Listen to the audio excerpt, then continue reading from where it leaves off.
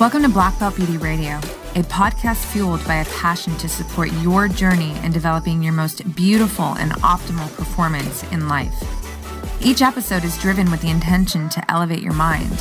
When we elevate our mind, we elevate our life. So get ready. It's time to rise.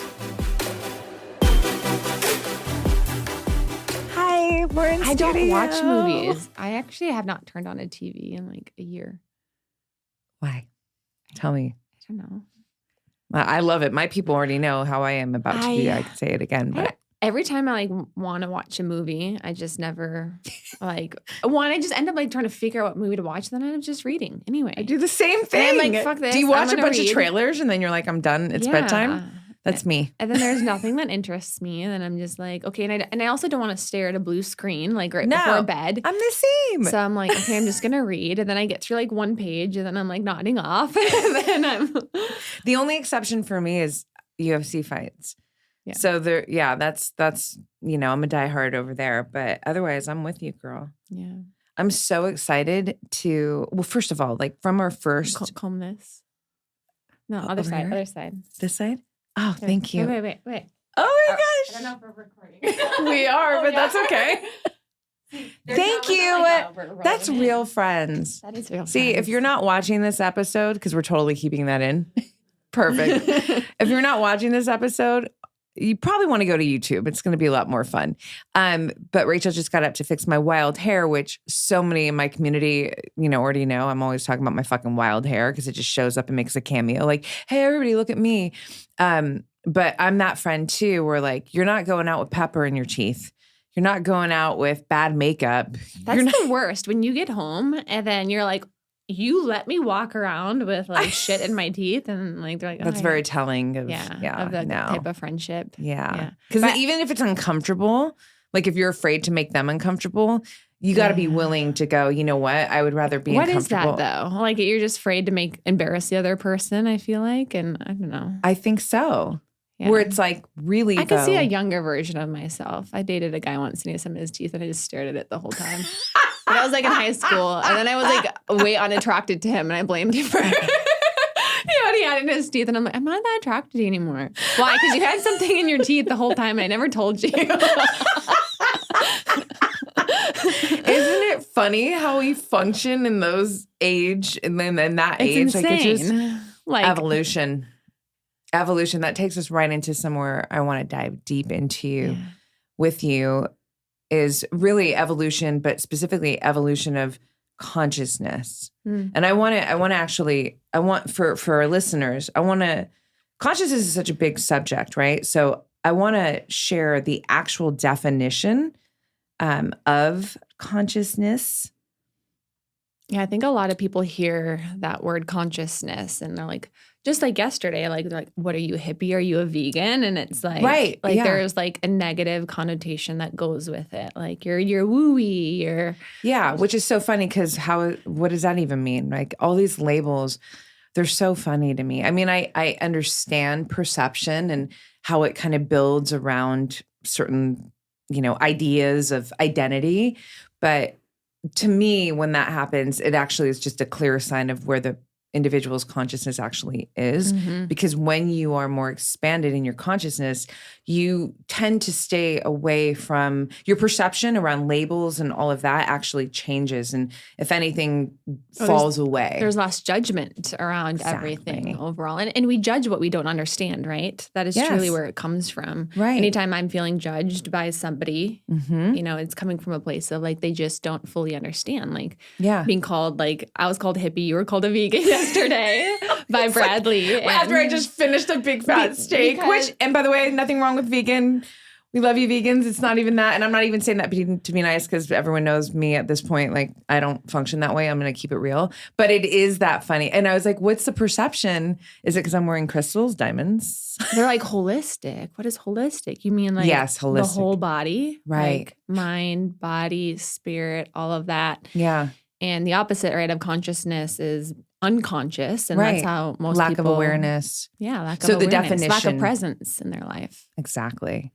Yeah. So consciousness is to be aware of oneself and of world, right? So your inner and outer world is really one simple definition of consciousness. So when someone has limitations in their consciousness, like they haven't really expanded it, you know, your lens is going to be more narrow, not just at others, but also at yourself. So I would love for you to share a bit of how, you know, kind of, because you've been through so much. And one thing that I really want to make sure that I pull on a lot with you here is a lot of your story and your mindset and the journey that you've been on, because so many know you as, you know, the gut goddess, the health expert, which is incredible. And in our last podcast, you know, we talked a lot about that as well.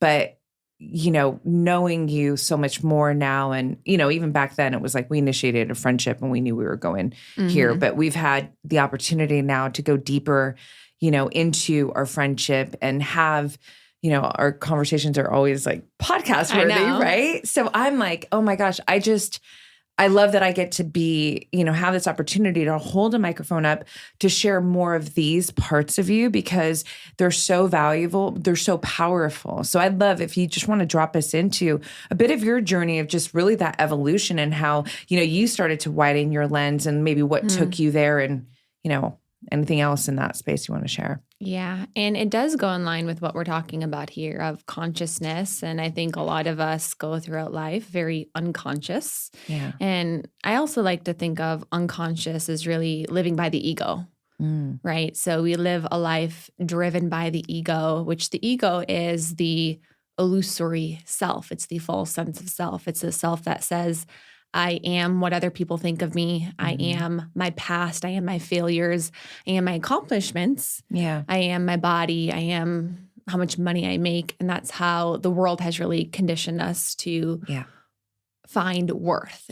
Our worth is everything outside of us. So when we're very unconscious, right, we're operating from this place. We're operating from the ego. And I think very traditionally speaking, we think of ego as like that person is like really cocky or they're really into themselves, right? And that's not really what I'm talking about, but our ego really runs our entire life. And I also love the acronym with ego, EGO, meaning edges God out, right? Where you're no longer in spirit, inspired and coming from that place of when you're very conscious and you're very present in your life. So, you know, for a lot of my life, just like most people, I was very unconscious.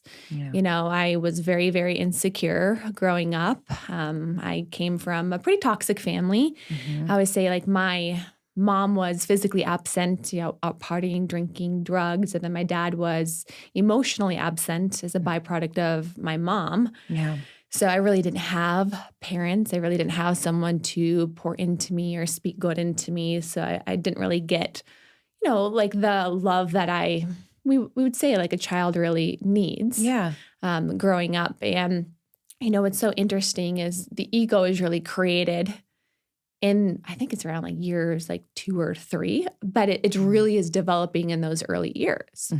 And our ego, we can also say, is the way we view ourselves too, right? It's the way in which we view ourselves. So I created, and this is very unconscious, right? It's not like I'm making these decisions, but I created meanings about myself when I was younger. I created meanings of, you know, I'm stupid, you know, and this came from a place of, you know, when I was in school, I was always like really slow to answer questions. So like someone would ask me a question and I would like look up and like think about it, which was actually me engaging a part of my, I think it's like the prefrontal cortex. I'm not correct. Yeah, you could say that. I didn't know if that's what you would say, but yes, that's true. It's an engaging a part of your brain where you have memories and recollection. Yeah. And that's what I was doing when I was younger. But I had a boy when I was younger be like, oh, Rachel's so slow. She's looking up for a light bulb, right? And we create these meanings. So he didn't create that meaning. I created a meaning of I'm stupid, right? I'm stupid. Right. And then based off of, you know, my upbringing with my parents, I created the meaning of, you know, I'm not good enough or I'm unlovable. And we create all of these meanings that we don't consciously know we're aware of, that we have these meanings that really then dictate and create all of our life's circumstances and relationships. So for a lot of my upbringing, I was operating from this place. I was the the girl who sat back quiet in the room would like never raise my hand. I was like very insecure. And then when, they would call on me, I'd be this person, like kind of slowly timid. raising my hand, like very, very, very shy, very insecure too. Then when I would talk, I'd be like, oh, yeah. And they're like, speak up, Rachel, speak up. And, I operated from that place for a long time, and I didn't really know how to even use my voice, which is so ironic because now so much of what I do is speaking and podcasting and sharing my voice and my story, which for me has been so healing, and everything in life that I felt like have came from the opposite. I've been like, no, I'm going to prove it to myself that I actually can do these things. I'm going to disprove these beliefs that I created when I was younger. So, that was really my upbringing, and, that showed up, throughout many relationships. And I got into bodybuilding, into fitness.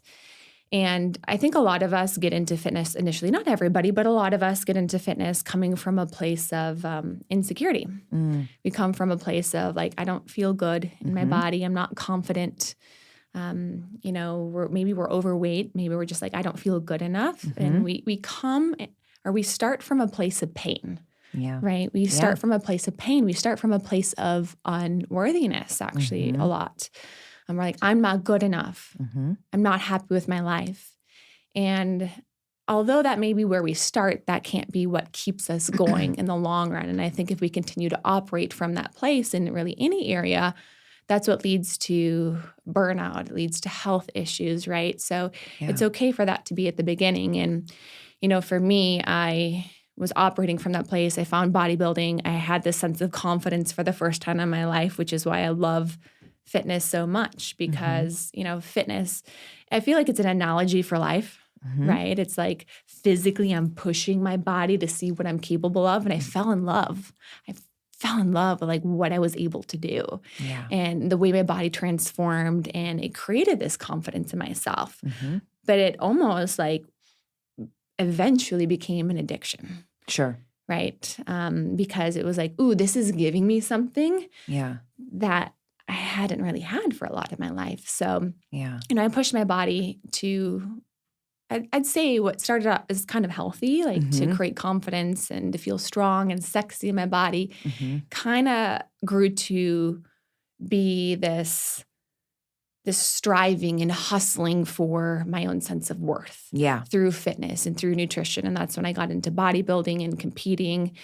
And I know on the last podcast, I dove into a lot of my health issues, but ultimately led to the development of a lot of health issues, gut issues, hormonal imbalances, and, a lot of those different things. And, without going too deep into like the health side of everything and really keeping this on the conscious side of everything, that was a real big wake-up call for me, and I'm being told I need to have my large intestine removed. My hormones, my thyroid had plummeted, and it didn't make sense to me because, right, I'm operating from what looked like a healthy place on the outside. Like I'd go to all of these doctors and they would do the scans and they'd be like, this girl's healthy. Like she's physically fit. And maybe I had, low thyroid and I was put on thyroid medication and no one could really figure out what was going on. But that's because it truly, the root cause wasn't a physical issue.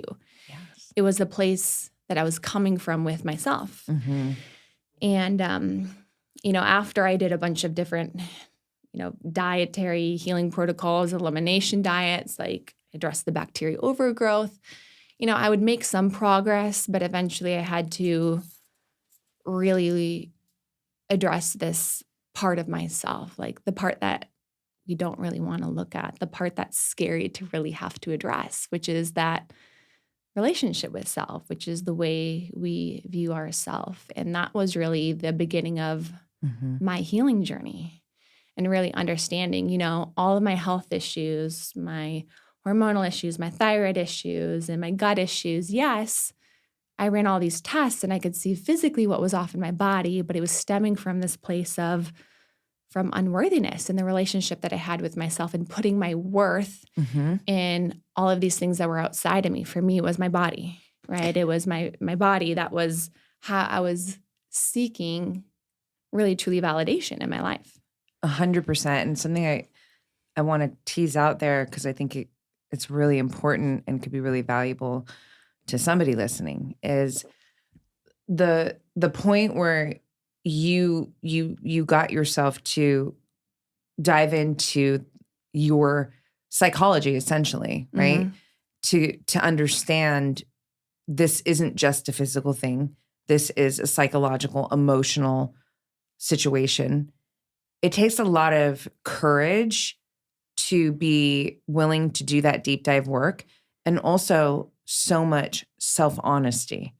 And so what I want to know is because it could be really easy, especially if you're not fully, like your consciousness is still like kind of operating with more limitations, but can you maybe go to that moment where you decided, or you naturally kind of evolved into that point where you're going to take the deeper dive and to do that honest self-work, for you then to surface, oh, this is really, I'm having self-worth issues.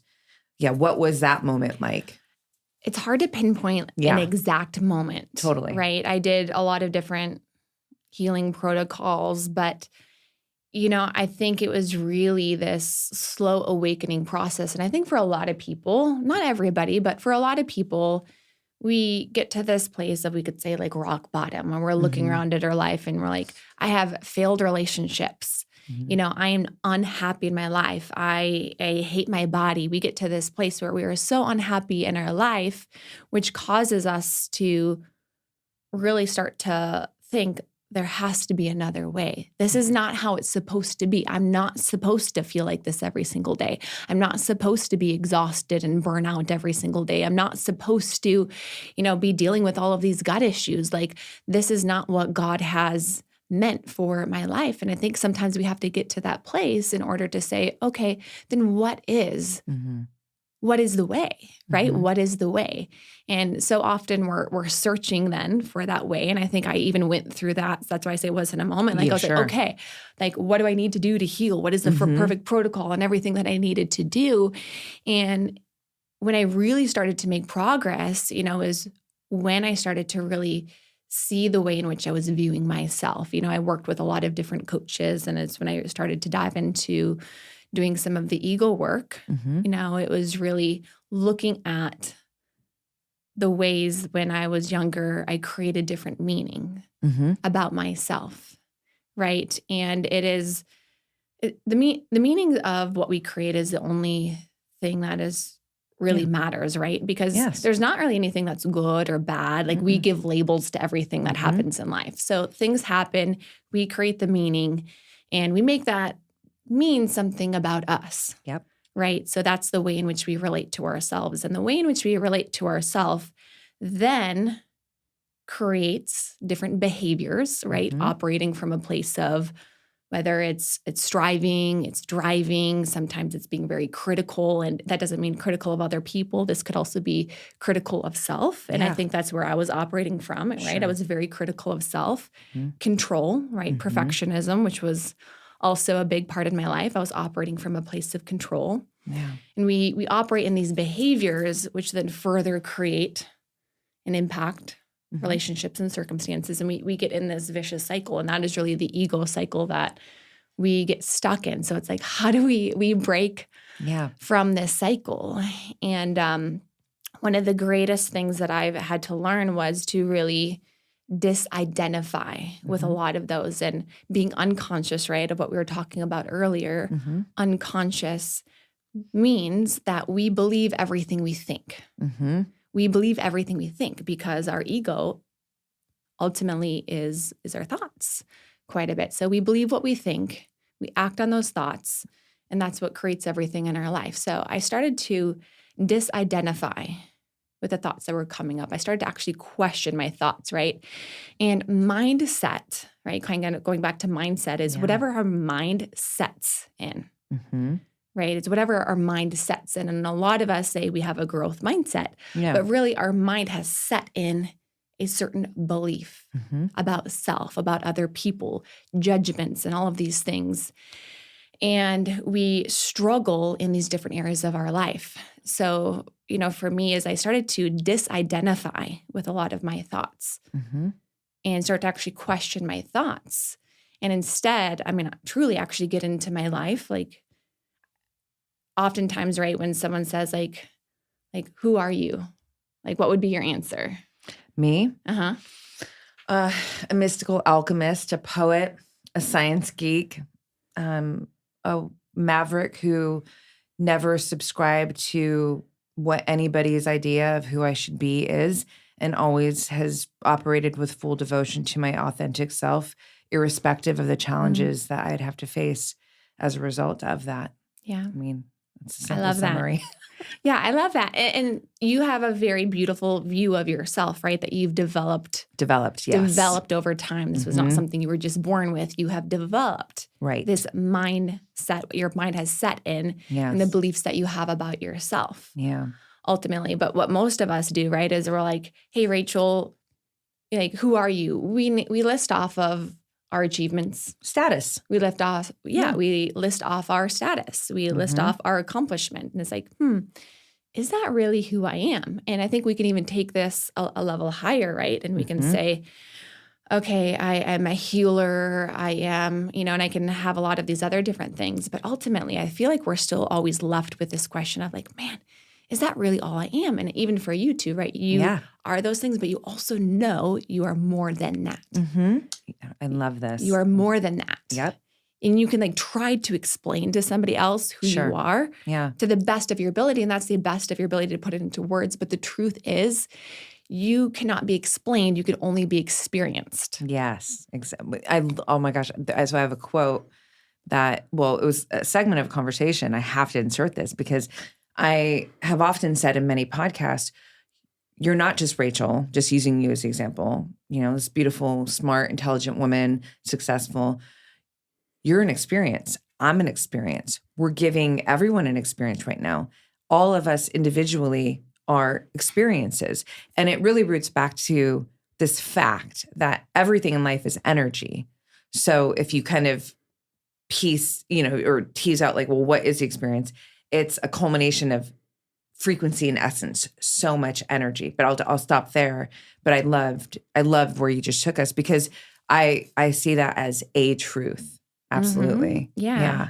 I think anytime we're operating from being in spirit, I love breaking down words. It's like one of my favorite things. Yes. But like in spirit, right? Inspiration coming from that place of being. Yeah. Being is really ultimately who you are. So when you are in full presence in your life, like think of the times when you've been in flow and you are just so connected with yourself and around you, whether for you journaling, whatever it may be, you are just so immersed in it, right? There's no ego there. There's no view of self or a lot of that. And maybe sometimes it can like slip in a little bit there, but that's actually who you are truly in that. So part of, I think, healing is really that disidentification of what we've been taught to believe. So it's really an unbecoming. It's unbecoming who we've been told we need to be in order to have a sense of worth. And I think a lot of us spend our life hustling for our worthiness. And, now I'm stepping into business coaching with everything that I do. And, my first years in my business, I was experiencing a ton of burnout and exhaustion. And I'm like, why do I keep experiencing this? It was so interesting because I had done some of the healing work, but not really fully. Yeah. And I was still operating, though, from that same place, right? Of, okay, now it's not my body, but now it is. Right. It's the business. Right. And I'm not actually in what I'm doing. I'm trying to get somewhere else, right? There's like this belief of when I get there, I'm going to be happy and then I'm going to, be able to have the abundance. But abundance, right? Talking about experience, abundance is not something you get to. It is an experience. It is you fully present in your life. It's when you're present, everything around you, you're in spirit, and you also have gratitude for what is all around you. And that's not something that you have to hustle for, you have to try to get to or strive to. That's something that you can tap into in any single moment of your life. And I think what's so beautiful is being able to create from that place, right? So when we can create from the place of full presence and gratitude, right? I know you experience this quite a bit too, but it's like, you don't have to try to make things happen, but things just come to you. It's a law of resonance. You have to be in that frequency, and then it becomes an attraction thing. The resonance is there.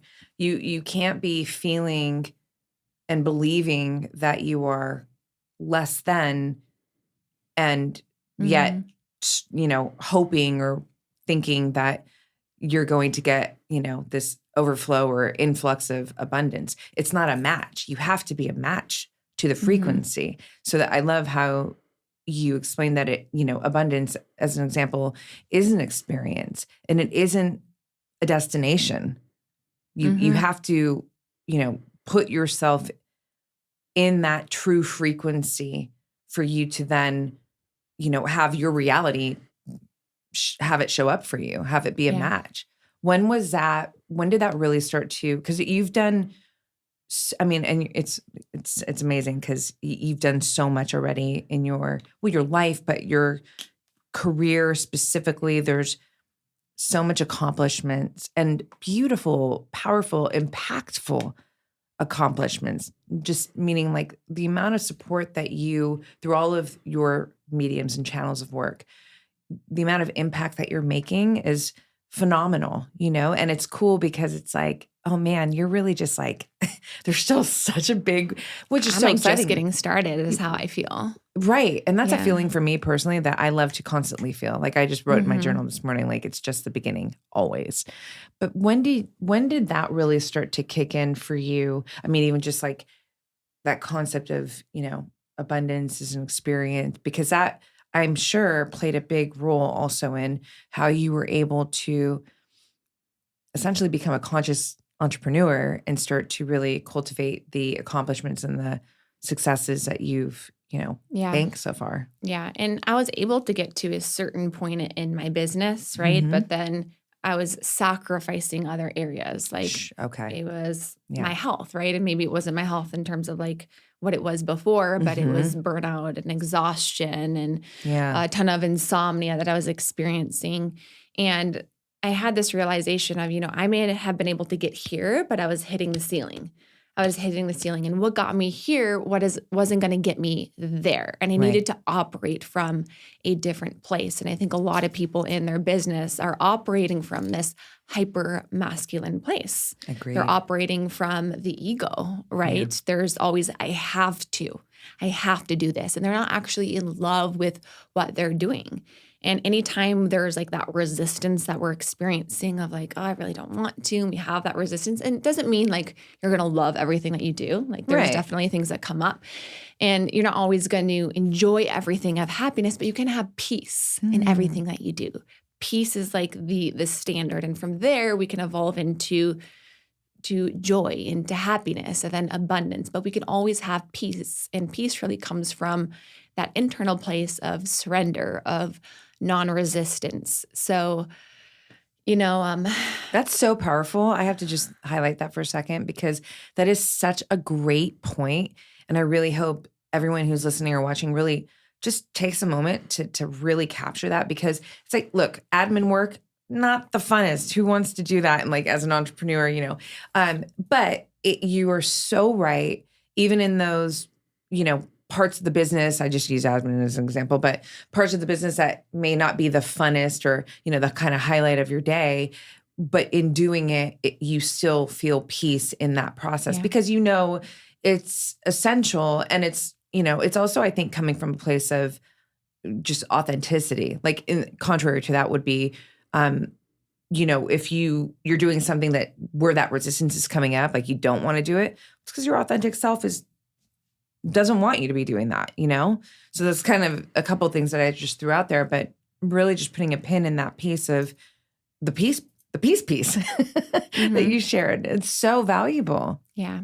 So, kind of going back to your question of like, what has helped me, I'd say first was really understanding where I was coming from. And I actually have an analogy that I use with my clients. I call it A-Dog.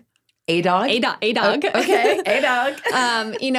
A stands for awareness, right? Yes. Because if we don't have awareness of Self-awareness, the way in which we're operating from, we can't heal it. We can't do anything about it. And that's when we're unconscious. Yes. You know, so the opposite of being unconscious, being conscious, that's the awareness piece. And it's that we're operating from our ego, which can also be our pain, those beliefs that we have about ourselves that aren't true. Yeah. So first is awareness.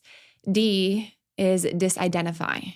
So once we have an awareness, we can disidentify from whatever those thoughts are coming up and those beliefs are coming up. And we can always know when we're operating from our ego when there is any kind of stress, anger, sadness, you know, and not saying that those are bad emotions, because in the moments we need to be able to surrender into that. And I'll get to that part here next.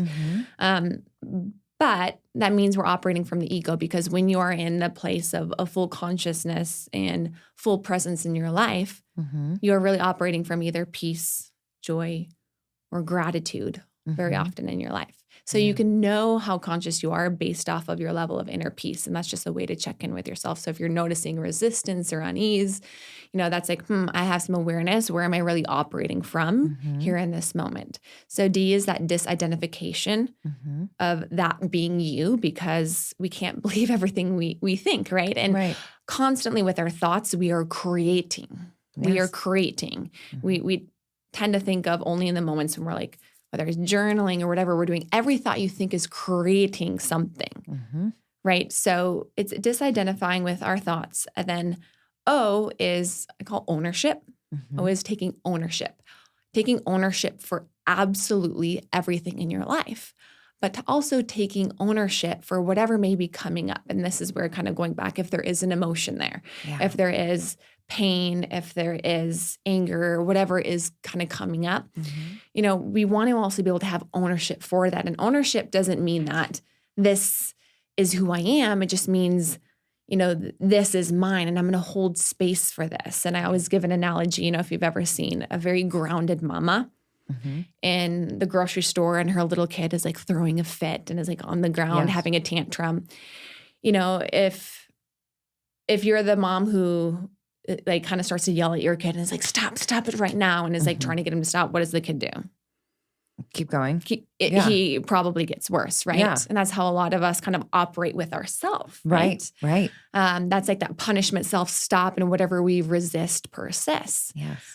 However, when we can be that grounded mama, we like get down on the ground with the child, which is truly us, and we can just not say stop, not anything, and just hold space, like connect and hold space for that little kid, for that child.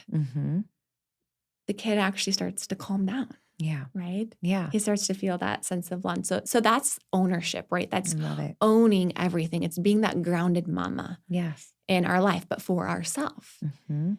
And as we've gone through these, which is going to be the awareness, disidentify, ownership, we can then go into grounding ourselves. So grounding is getting back into your body, getting back into your life. So, you know, we spend a lot of time up here, and it's good to be up here. I like to think of the brain as a tool. Yes. We need to be up here, 100%. But then we need to be like kind of exit at some time. And a lot of us, like we spend so much time up here. So when we're grounding, we are actually getting back into our body, getting back into our life. So you can do this through, you know, paying attention to your breath. You can do this from paying attention to the energy inside of your body. Yeah. You can do this by like feeling your hands, because when you're really unconscious, like you are so in your head, you don't even, like you're not in your body at all. So feeling your hands, feeling your body, you know, getting in nature, we tend to be a lot more grounded because we're more present. So paying attention to what's around you. And, you know, this process tends to happen pretty fast, and we can go through it easier and easier. But that's been one thing that has really helped me and has really helped a lot of my clients, you know, really disidentify with a lot of those beliefs and then get back into their life. And I think from there, you know, we can then create from a place of consciousness and presence, and we can get in spirit in our life. And that's really where I think we just need a lot more men too, but women to operate from. Yeah. Right? Yeah. No, it's a beautiful and powerful framework.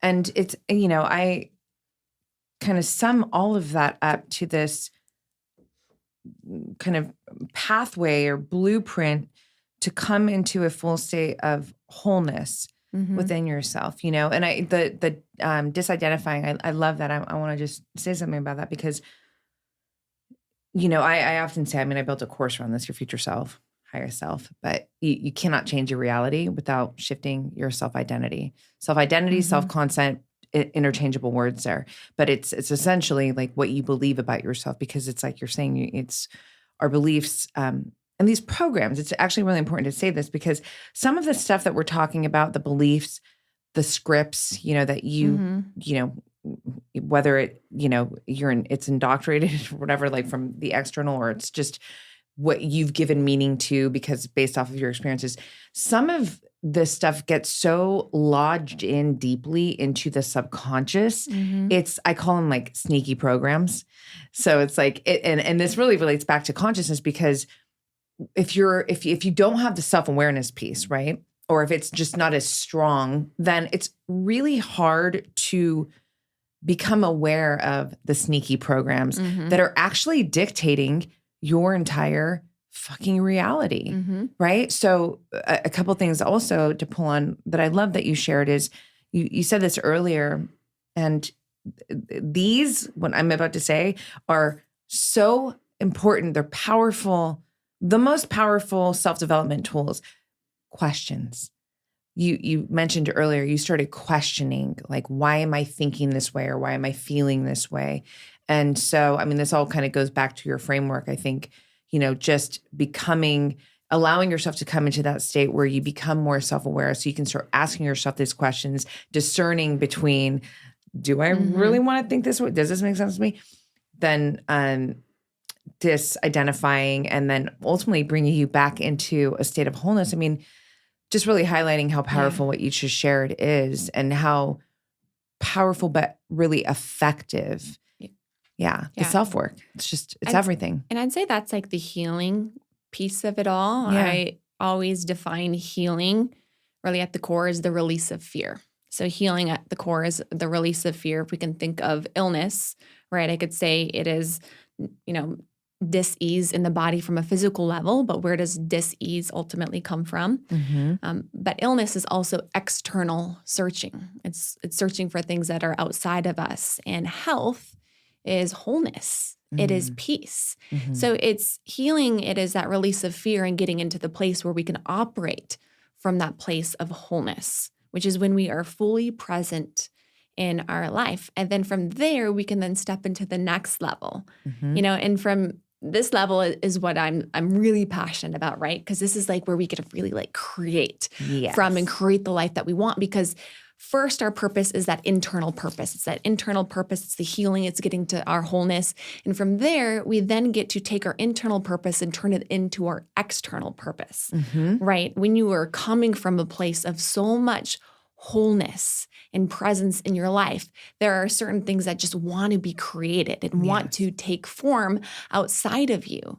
And that's taking our internal purpose, turning it into that external purpose. And that's what, you know, that's how I would describe conscious entrepreneurship, right? So when we're a conscious entrepreneur, we're not operating from a place of lack. We're not operating from a deficit. We're not operating from a place of searching externally for something that's going to fulfill me internally. We're operating from a place of wholeness.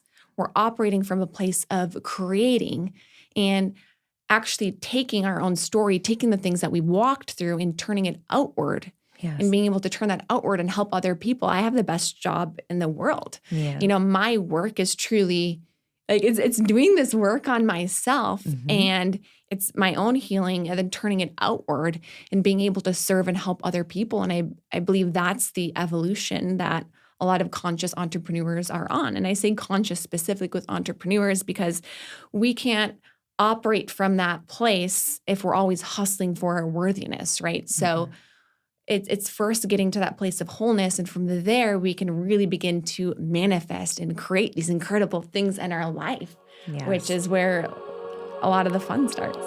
I've been journaling my entire life, and it's helped me to develop the most empowered, loving, and trusted relationship with myself. Journaling is a powerful tool that helps you to gain more self-love and self-confidence. It can help you get unstuck when you need clarity the most, and it helps you to powerfully move through any and all of your life challenges. It's a pathway to manifesting your biggest desires in life while creating an unbreakable relationship with your authentic self. I created You Are the Path, a guided and illustrated journal to help you gain all of this in your own life.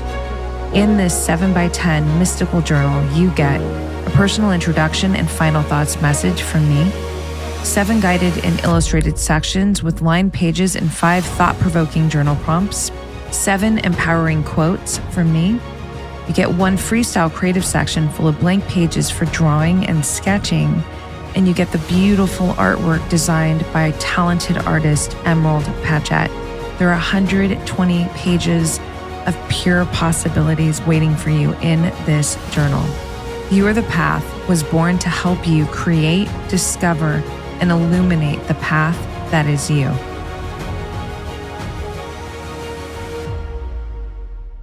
Right. Oh, it's so true, and it's so good, and we got to tease this out. And also, I think important to say, because even if someone's not necessarily perhaps an entrepreneur, but just career has it applies to you too. Really, it's that release of the limiting beliefs, the self-worth piece, all of that stuff that we're talking about, and allowing yourself to be so free that it brings you internally free into a state of wholeness, which then perpetuates that next level energy of creation for you to, for me, my greatest sense of purpose is to allow my authentic self to self-express however, whenever she wants to throughout her whole life. And it's just constantly, evolving. But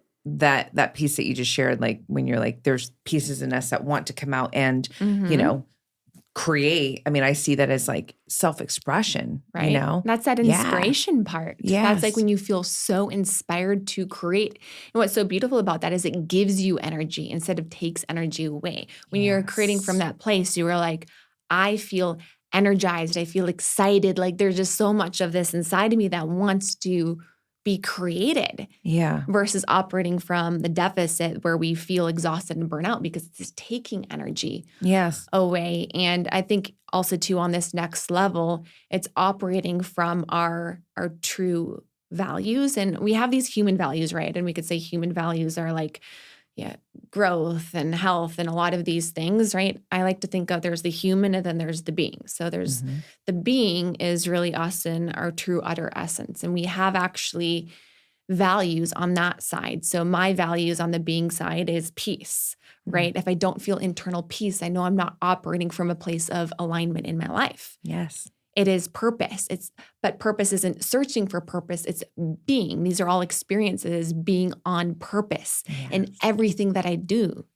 Like I am having the purpose, whether I'm you're getting intentional. a Starbucks at the place. I'm intentional in everything that I'm doing ultimately in my life. And health, I like to think of health is in my value is foundation. Like if you can feel that foundation because the health is what's really going to catapult you in the second level, right? Yes. Without your health, without wholeness, without your physical health, there's no way you can create the life and the things that you ultimately want. So we have these values and it's being able to be in alignment with our being values in everything that we do, which is the way we're operating from internally and being able to create from that place. And that's when you begin to step into like the law of attraction, attracting things back to you. And it's like, holy shit. Like for me this month, I'm like, we're going to do over $300,000 this month in my business.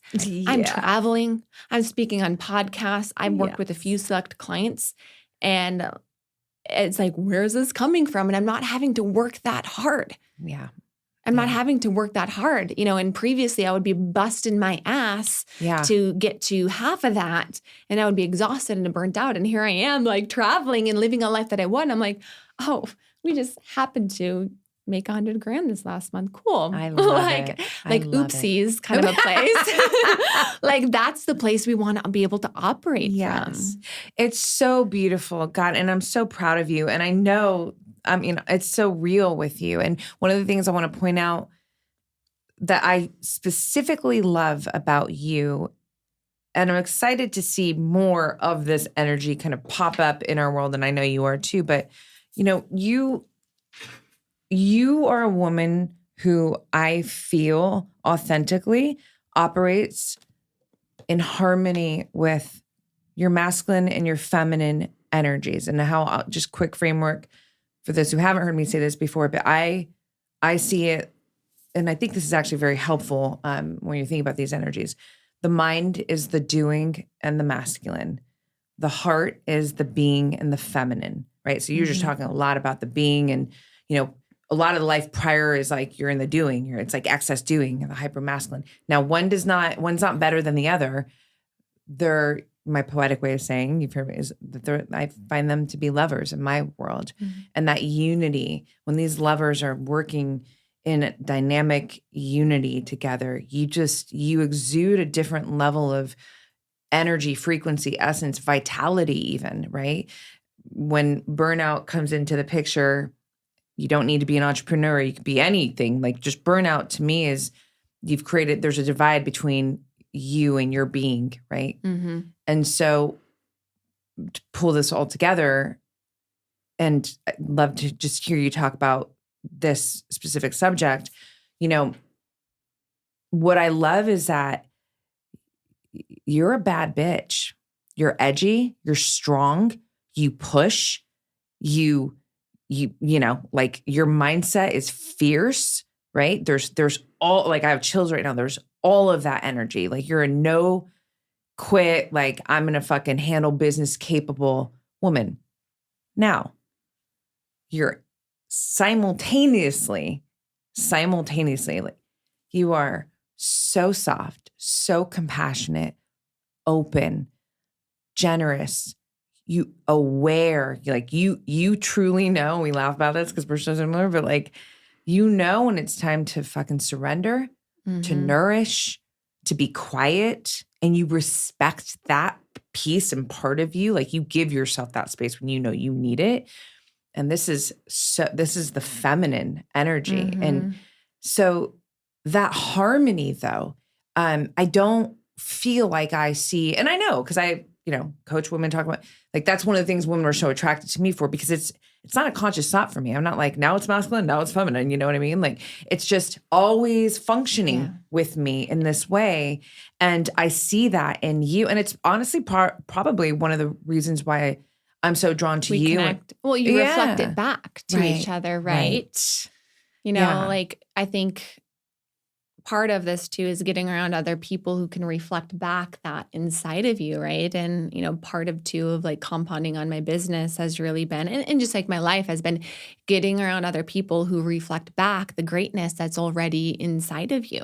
There are certain people where you leave and you're like, I feel worse about myself. I feel disempowered, right? And sure, there's ways we're relating to ourselves and like we're creating that in that moment. But there are people who also reflect back to you more love. And like, that's what I experience when I'm around you. I'm like, I leave like 2 days ago when we hung out, yesterday we hung out, like I leave and I feel so empowered. Same. I feel excited. I feel connected. I feel good about myself. And that's how it's supposed to be. Agreed. Right? Yes. And you can only see in somebody else what you already have inside of you. Excuse me. So it's so true. Yeah, you get energy with when you're with this in this kind of relationship. And I love that you just said this, because one thing that's I really would love to hear you speak on is when you think about like identity shifting again, so much of the people that you surround yourself with and your environment even is affecting, your self-identity. So, I mean, there's a lot right there, like go. Yeah. Where to go first? Masculine, feminine, like identity, like all of it. I will say, cause I love your analogy of and I'm going to go next to the environment piece. I'm going to kind of go here first on the masculine because we're all over it. I love it. There's so many like nuggets here. And this is, you guys, everyone, like how our conversations are. Just this is normally. identical. Like we were getting lunch at True Foods Kitchen and like we were all in like the relationship of self and the ego and all this stuff. So this is actually like just authentically how we normal conversations, but like you don't get to have that with like a lot of people. Like you don't. And I'm like, she gets it. I'm like, she gets it. I'm like, this is great. This is great. Versus other people, like you can feel their judgment. But again, we judge what we don't understand ultimately. Exactly. No, it's true. And it just feels so good when you can expand and explore to such depth. You know, that's why it's so, like, I don't feel space. Like, I don't do small talk. I don't feel space. And I love being in my own energy because it's honest. And so I'd rather just be in my energy until I can be in this energy. Yeah. Which is a treat. Yeah. But yeah, masculine, feminine. I like to think of the feminine, right, as what receives. Yes. And then the masculine is like the giver ultimately. So there has to be, if you can think about business or anything in life, perfect harmony is outflow equals inflow, right? So you are giving and receiving simultaneously. And I think that's what's so powerful when we can have that harmony between the masculine and that feminine energy, because we can receive. Yeah. We can receive that all of what God has for us, all of what life has for us, and be like, yes, here, I receive it all. And because we're not coming from a place of lack, we can easily give it outward to other people. And it's coming from this place where inflow equals outflow. I think that is where we can really tap into our true power. And in that feminine and that masculine energy, I think what a lot of people sense is there is this softness, there is this compassion, but there is this grounded strength also with that. Like and coming from that place, you see people too.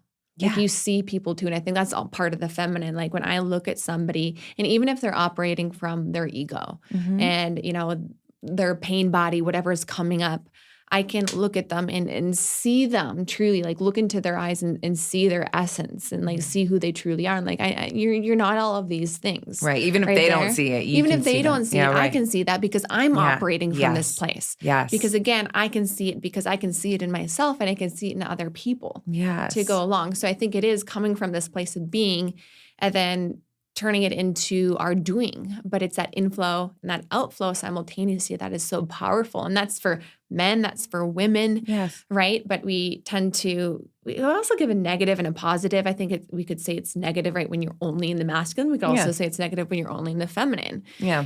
But it is that perfect harmony between the two. Well, that it's, if you're too far over in one energy, you're kind of how I see it is you're fragmented, right? Yeah. And the whole, so much of what we're talking about is being in a state of wholeness. So to really allow yourself to be in that state of wholeness, you don't want to be fragmented. You want these energies to be working harmoniously and in their whole states, right? The whole feminine, the whole masculine. Yeah. Have you heard of the bully masculine and the needy feminine before? So there's also like the ego part of those, the feminine and the masculine, right? The bully masculine, it comes from a place of typically I have to. So, right. And that's where I think oftentimes masculine energy is not bad in business. Yeah. But there's the bully masculine, right? The bully masculine operates from a place of I have to. Yeah. Right. Versus the divine masculine operates from a place of I get to.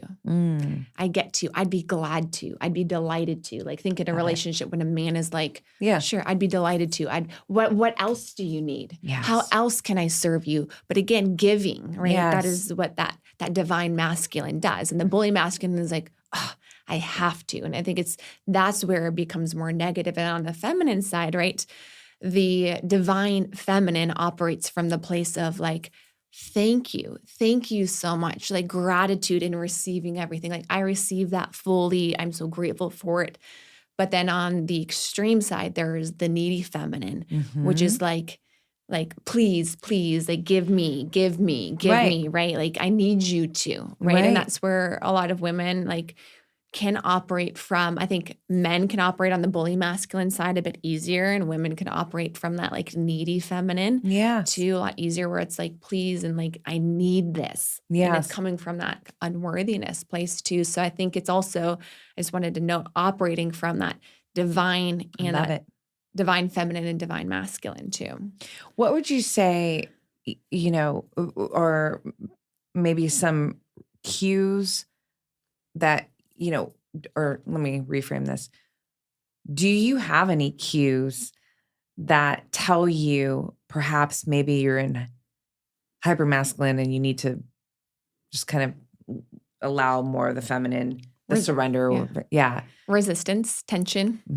Okay. Anytime you're experiencing resistance and tension, you are resisting something. That's the I have to. Yeah. That's really stepping in instead of like fully surrendering, right? Like even today, like I slept like shit last night. We were talking about this before the podcast. I didn't have a good night of sleep in this hotel, and just certain things that I felt like too were coming up for me. And and it's so easy to go into that negative headspace, and this morning it was like, okay, maybe I don't do the podcast, or maybe I cancel. And then like all of a sudden, like this have to started to come up, and I was like, what the heck is this? I was like, what is this trash here? I was like, I get to. I was like, oh my goodness, I am here in Las Vegas. Yeah. I am running outside in the sunlight. I just got off a podcast with Bradley yesterday. Yeah. And I didn't sleep so well. I'm like, I get to go podcast with the most incredible woman I've ever met. Love you. And I was like, I get to. And then all of a sudden my physiology just shifted, but it's so easy to fall into that place. But that's like where we become conscious and we go into that awareness place of like, oh, where am I really operating from? So anytime you're noticing tension or resistance, and even going back to, my not sleeping well, like old me, like a lower version of me would, have resistance to that, where I didn't sleep well and I would like resist being tired. I like didn't want to feel, and I would go with this. It wasn't just fatigue now, it was like an anxiety and a stress to go with the fatigue there, because there was resistance and tension in everything I was doing all day versus being like, all right, I didn't sleep well. I'm going to just surrender into this. And I think also too, it's when we can surrender into those moments, we also tap into this strength that we didn't know we had. Oh yeah. I love it. And all I'm feeling too is deep levels of self-love. You're not pushing against yourself. You already went through something, whatever. It's like small or big, like not sleeping great is like, your body's probably feeling a little bit like, so instead of you pushing back and, in all the different ways that you could have, like you described, you're like, actually, I'm just going to appreciate where I'm at, give myself whatever I need to be, feel my best, show up and get to do this, thing that I've set for myself. So I love surrender and then also trust too, right? Because that trust piece really comes in, right? And I think in those moments too, where we're coming from resistance, there's this underlying little belief of, how I'm going to show up, right? That's that control behavior coming in is not going to be good enough. And it's like, no, I actually trust myself enough. And I know everything will be given to me in that moment to show up exactly how I'm supposed to and how I need to. So it's coming from that place of surrendering and allowing, and then tapping into just fully trusting. Yeah. So I think consciousness, right? There's non-resistance, there's non-judgment, there's also an openness to all of what life brings, and there's a trust. And when we can operate from that place, that's freaking powerful. That's exactly, it's so powerful. Do you have any? Because I know that, our listeners are like, okay, yes, this is some shit that I want to get into, like tactics, tools, like anything that you lean into to support your process with all of this. Yeah. So first part, healing a dog and working with a coach too. Yes. And that, like, if you're somebody who's like, I have a lot of like this internal resistance, and I just have a lot of emotions, and we all have emotions, but there's that stuff that you need to do some work to really heal through. There's stress, there's anxiety. That's a constant. Like we all experience it every now and then. Yeah. And we can have the awareness and we can surrender into it, and it can like slowly dissipate, but we're human, right? We're in this physical body. So it's not like we are only spirit. Like we were given this human body for a reson. So one, A-Dog has really helped me on the healing side of everything, working with coaches. And I think talk therapy, like I don't think it works very well. I think it's like this deep, deep work. And I've done all this stuff where it's like, go revisit your inner child. I think we were laughing the other day. I'm like, I visited her so many times. We don't need to have another conversation, but we have them plenty all the time, every day. Like you're always having a conversation in your head. That is like you talking with your inner child, like truly, like in those moments. So I think doing some of this like deep, like ego work, there's been some books that have really helped me quite a bit. I do like Eckhart Tolle, Wayne Dyer. Okay. Those have helped me a bit on my healing journey, just creating more presence. And then I think, on this other side, I think it's getting really clear on what it means to be aligned in your life and paying attention to the areas where you don't feel aligned. So for me, it really helped me to define what my being values were. Yes. And the being values aren't just like this hypothetical, like it's health and achievement or whatever. It's a feeling. It's an internal state. You can feel that fully in your body. So when you're in alignment or when you're not in alignment. Yeah. And when you aren't experiencing, whether it's I'm not feeling on purpose, I'm not feeling internal peace, I'm not feeling like that foundation for my life, that's really a time to check in with myself and say, hey, what is disaligned in my life? Yeah. And this can be difficult at first, especially if you maybe haven't really had this kind of a relationship with yourself before, of like really checking in. Yeah. I think that's part of the feminine part, right? It's like that heart of being able to really be like, hey, what's coming up for me? What's going on? There's something not aligned. Like I used to feel like, because I have a very sensitive nervous system, like this was like a curse I was given. I was just like, every little thing that would like be not in alignment would lead to insomnia for me. So like in my last relationship, like I went through an insomnia bout, and like my brain's like, you're fine. But that's again, that bully masculine of like not really like tuning in and listening to my body.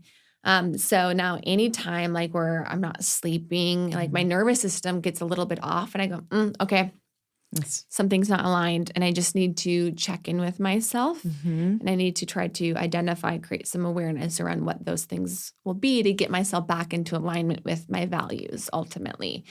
I also will add to, I think it's actually spending time with yourself. Yeah.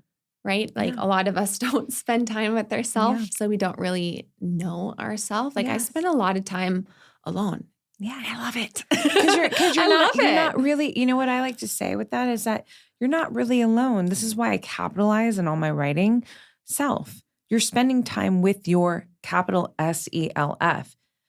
There's a self with you, And, we were laughing about this the other day because I frame it as like your VIP. My morning rituals time is like, that's VIP time. I need to spend that time with this very important person that is me so that I can connect and, do all the stuff that we're talking about, ask the questions, get intentional, discern feelings and thoughts and all that. So I love that about you, that you do genuinely provide that space that you need to invest in time with yourself. Yeah. I think you've said this before and I'm stealing it from you. But you said, you can have it. If you want to have a relationship with somebody that is good, yes, you need to spend time with them. Yeah. Right. So if you want to have a good marriage or a good friendship, where there's trust and there, how are you going to build those? How do you build trust? How do you get to know who they are?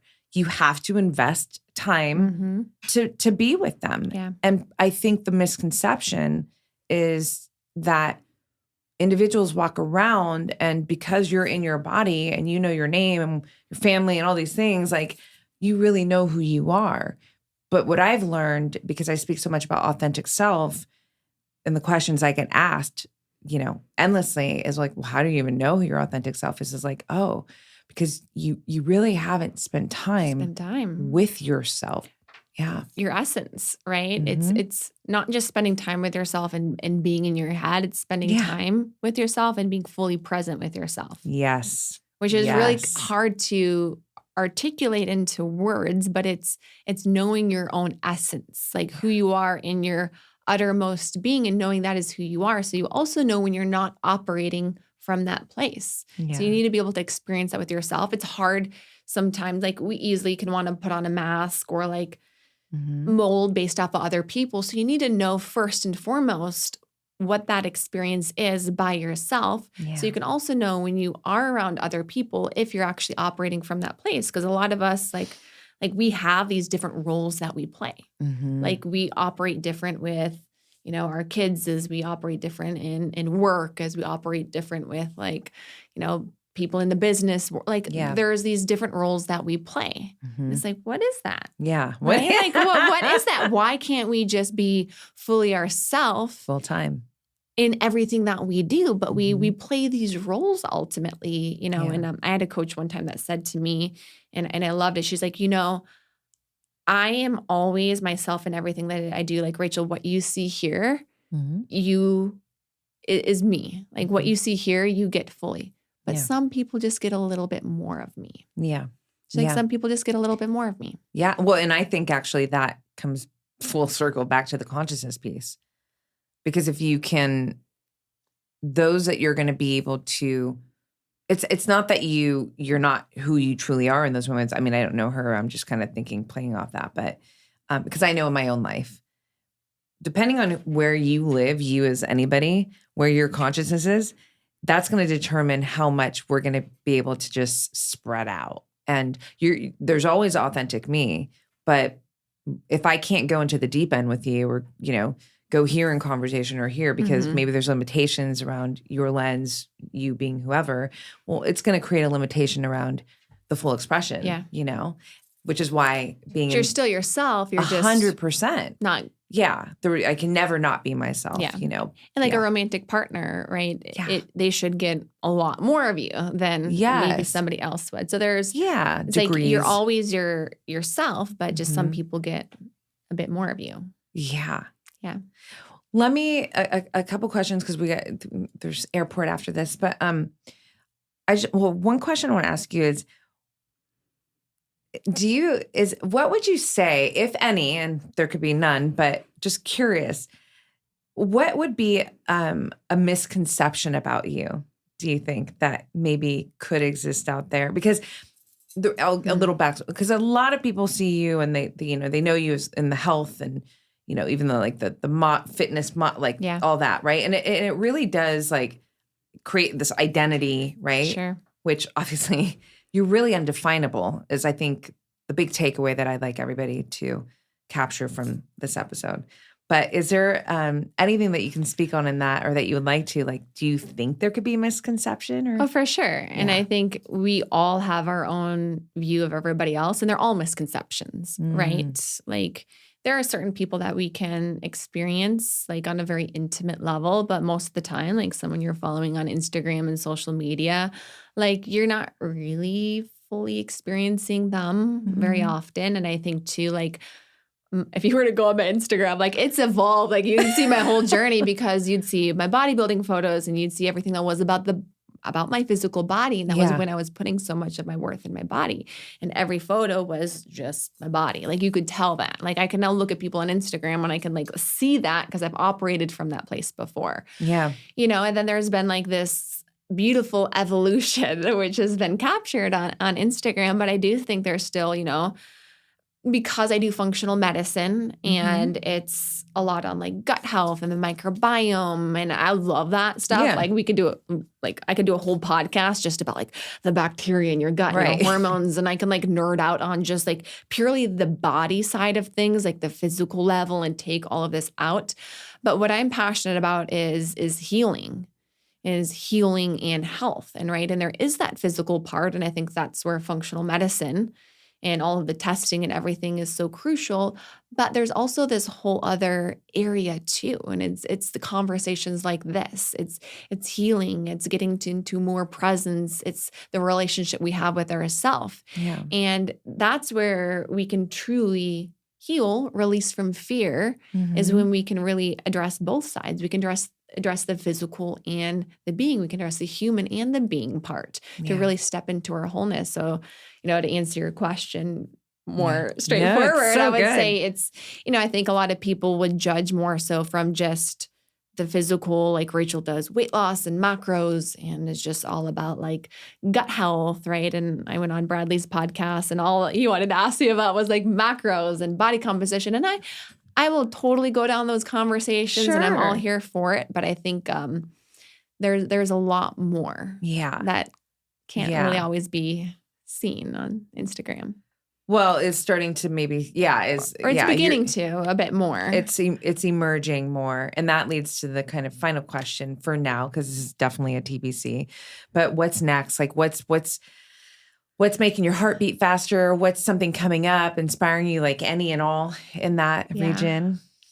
This whole journey is so inspiring. I've fallen in love with this journey, right? Of, working on the relationship with self and then creating from that place. And what I'm most excited about right now is really getting into business coaching. Mm-hmm. I've created my evolution mentorship, the Evolution Mastermind, which is really everything that we've talked about today, but on an entrepreneurship level. It's for women who really want to, create greater impact and income, but not going the traditional entrepreneurship route where there's exhaustion and burnout and hustling for our worthiness, right? And I can only speak from this place that has really gotten me to like what I described earlier. I'm like, holy shit, this just kind of came to me and like this best month ever that I've ever had, instead of like coming from always striving and driving, and like we can have both in the work that we do. So I'm super excited about having, women